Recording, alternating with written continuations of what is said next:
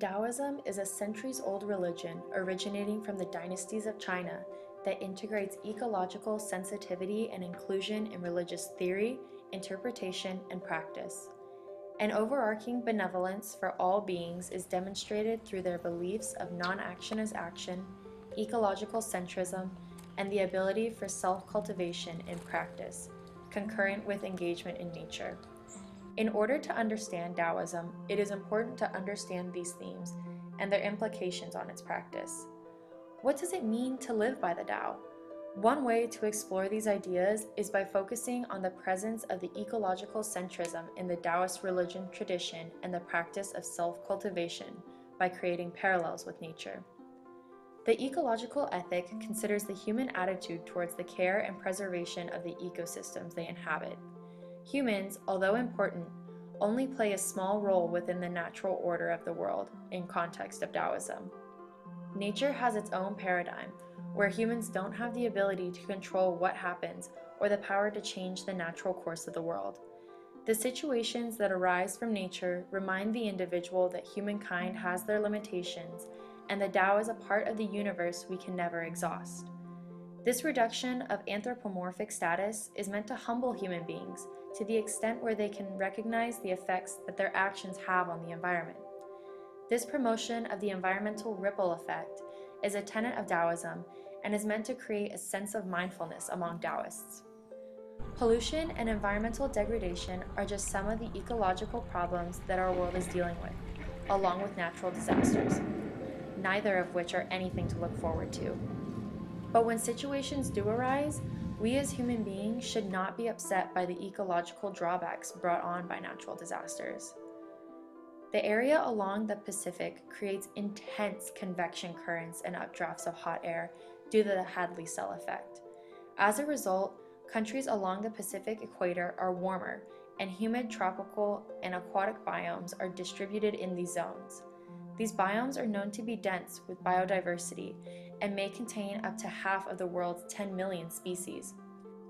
These zones are known to have large storm clouds due to the upward current of hot air, which help control conflagration, and extensive fire with the ability to destroy a great deal of land.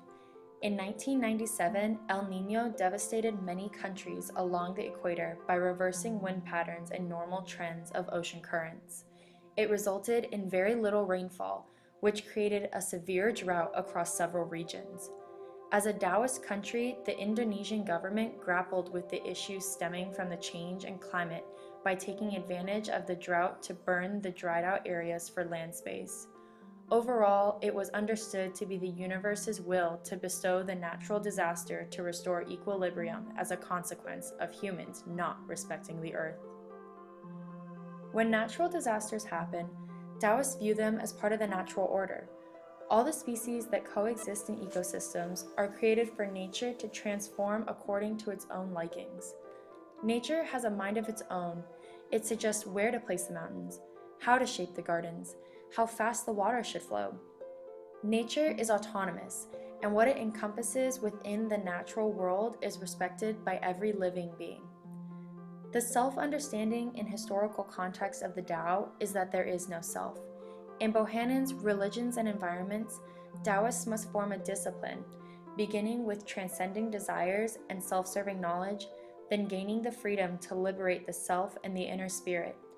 Finally, after this, to enter the level of attainment where there is no self, where self is forgotten.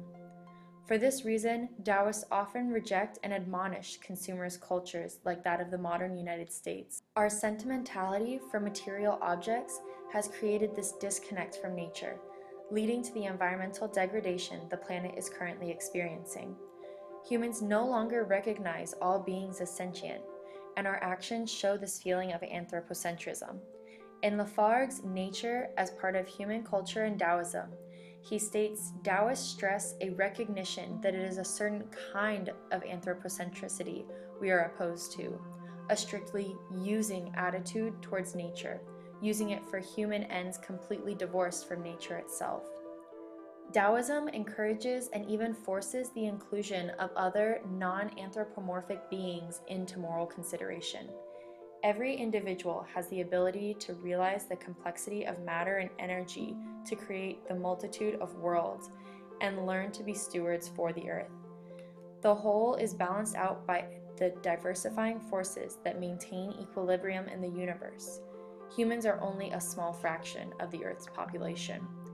It is through this recognition that nature is ultimately transcendent of human control that Taoism is recognized as a green religion, as it urges followers to think outside of themselves and their current social environment. Taoism calls for a return to an ecological ethic that treats plants, animals, and other non-human beings with the same sense of respect and compassion that one would for humans.